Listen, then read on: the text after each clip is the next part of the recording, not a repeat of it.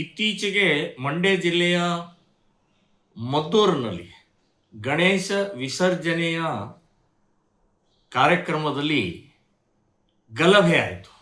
Muslim ಕಿಡಿಗೇಡಿಗಳಿಂದ ಕಲ್ಲೆಸೆದು ಗಲಾಟೆ ಆಯಿತು. ಕಾಂಗ್ರೆಸ್ಸು ಮತ್ತೊಮ್ಮೆ ಹಿಂದೂ ವಿರೋಧಿ ಅನ್ನುವಂಥದ್ದು ಸಾಬೀತು ಮಾಡಿದೆ. ಮುಸ್ಲಿಂ ತುಷ್ಟೀಕರಣ ಅಂತನ್ನುವಂಥದ್ದು ಸಿದ್ಧವಾಗಿದೆ. ಮುಸ್ಲಿಮರಿಗೋಸ್ಕರನೇ ಕಾಂಗ್ರೆಸ್ ಇರೋದು ಅಂತನ್ನುವಂಥದ್ದು ಕೂಡ ಈ ಪ್ರಕರಣದಲ್ಲಿ ಗೊತ್ತಾಗಿದೆ.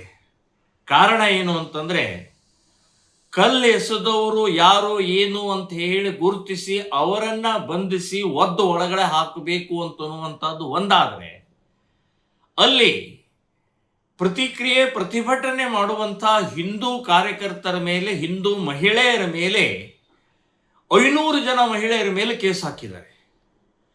ಇದೇನು ಕಾಂಗ್ರೆಸ್ ಸರ್ಕಾರನೋ ಅಥವಾ ತಾಲಿಬಾನ್ ಸರ್ಕಾರನೋ? 500 ಜನ ಕಾರ್ಯಕರ್ತ, ಅಲ್ಲಿ 1000 ಜನ ಇದ್ರು, ಎಲ್ಲರ ಮೇಲೆ ಹಾಕಿ ಆಗಿದ್ದಾರೆ.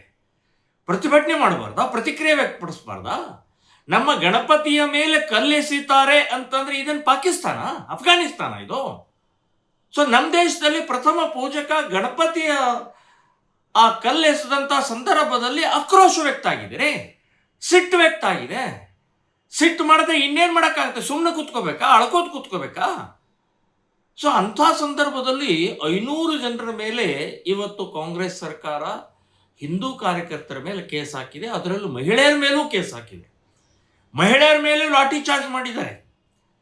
ಮಹಿಳೆಯರ ಮೇಲೆ ಮಹಿಳಾ ಪೊಲೀಸರು ಬಂಧನ ಮಾಡಬೇಕು ಅಥವಾ ಲಾಠಿ ಚಾರ್ಜ್ ಮಾಡುವಂಥ ಹಕ್ಕಿದೆ. ಆದರೆ ಇವರು ಪುರುಷರ ಪೊಲೀಸರು ಲಾಠಿ ಚಾರ್ಜ್ ಮಾಡಿದ್ದಾರೆ. ಅಂದರೆ ಎಂಥ ಕ್ರೌರ್ಯ ಮೆರೆದಿದ್ದಾರೆ. ಕಾನೂನು ಬಾಹಿರವಾದಂಥ ಪ್ರಕ್ರಿಯೆ ನಡೆದಿದೆ. ಅದಕ್ಕೆ ನಾನು ಹೇಳ್ತಾ ಇದ್ದೀನಿ, ಈ ಮದ್ದೂರಿನಲ್ಲಿದ್ದಂಥ 500 ಅಲ್ಲ 1000 ಜನ ಹಾಕಲಿ, ನಾವೆಲ್ಲ ನಿಮ್ಮ ಜೊತೆಗಿದ್ದೀವಿ. ಶ್ರೀರಾಮ ಸೇನೆಯ ಸಂಘಟನೆ ನಿಮ್ಮ ಜೊತೆಗಿದೆ. ನಾವು ಒಂದು ವಕೀಲರ ತಂಡ, ಅಡ್ವೊಕೇಟ್ ತಂಡ ತಗೊಂಡು ಬಂದು ಎಲ್ಲರ ಜಾಮೀನನ್ನು, ಎಲ್ಲರಿಗೂ ಕೇಸ್ ನಿರ್ವಹಿಸುವಂಥ ಪ್ರಕ್ರಿಯೆಯನ್ನು ನಾವು ಮಾಡ್ತೀವಿ.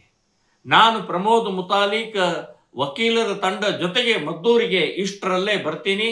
ಸೊ ತಾವು ಯಾವುದಕ್ಕೂ ಈ ರೀತಿಯ ಕೇಸ್ಗೆ, ಲಾಠಿ ಚಾರ್ಜ್ಗೆ ಅಥವಾ ಜೈಲ್ಗೆ ಹೆದರದೆ ಹಿಂದುತ್ವದ ಈ ಕಾರ್ಯವನ್ನು ಮಾಡೋಣ, ಗೂಂಡಾಗಳಿಗೆ ಉತ್ತರ ಕೊಡುವಂಥ ತಾಕತ್ತು ಬೆಳೆಸೋಣ ಅಂತನ್ನುವಂಥದ್ದು ಈ ಸಂದರ್ಭದಲ್ಲಿ ಹೇಳ್ತೀನಿ.